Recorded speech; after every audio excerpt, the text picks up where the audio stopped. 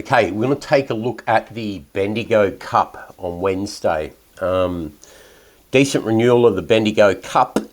3 major scene chances, 5 overall chances in the race. The market as we see it at the moment, the clear-cut top elect for us is the import Seeking, having his first Australian start, 4.60. That's value. And then we're also going to nibble at 2 in support of the top elect further down in the market. And they are the 12 Star Vega, 12.0, 3.5. And also the 14, I'm a Dirty Rascal, 21.0, 4.8. Let's go take a look at them. Likely to be run at a moderate tempo on the front end. I'm going to take a look at Seeking first, a 9.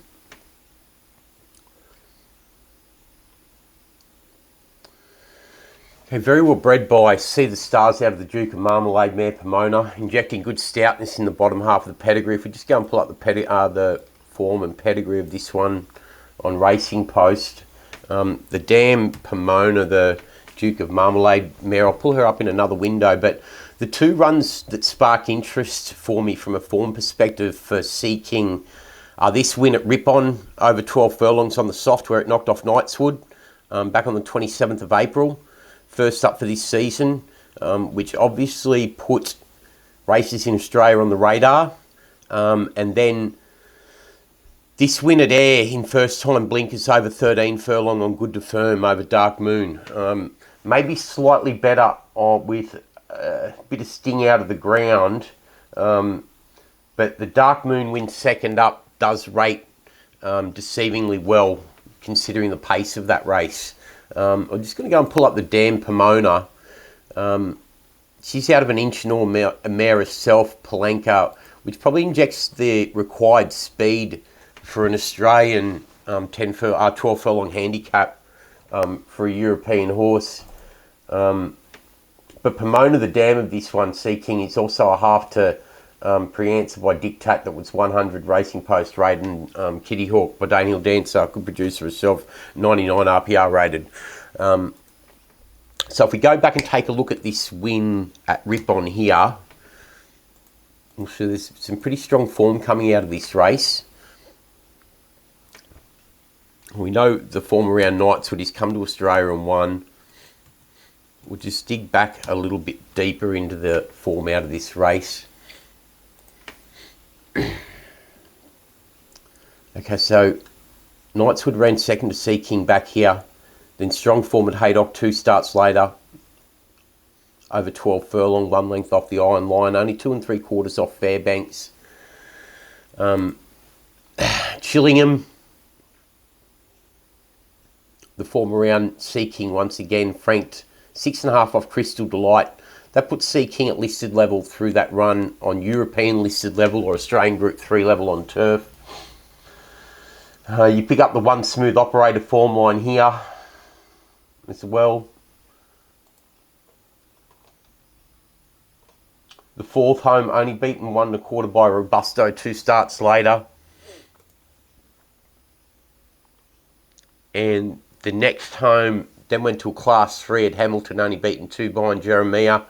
So plenty to suggest that Seeking is listed level, potentially Group 3 level in Australia at the moment. Now, considering he gets in 5 kilos below weight for age and the likely right trip, you have to suggest that he's potentially 3 to 4 lengths above par for the tag or for Group 3 handicap level at the weights, which puts him right in this up to his ears as a major elect, as long as he's travelled well, which Harry Eustace trained Declan Bates up. You'd have to think that if it's right, it'll prove very hard to hold out. The 2 dangers at value long shot odds, double figure odds. The 12, so let me go and get rid of this form so I've got more room.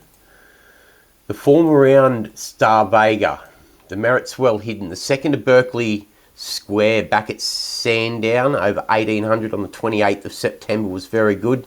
Same weight as it gets today, 54 kgs. Interestingly, Declan Bates goes to Seeking We get Billy Egan today for Star Vega. Splitting Berkeley Square and Muramasa. The form coming out of this race stacks up. Muramasa third there, then ran third to Interpretation and One Smooth Operator.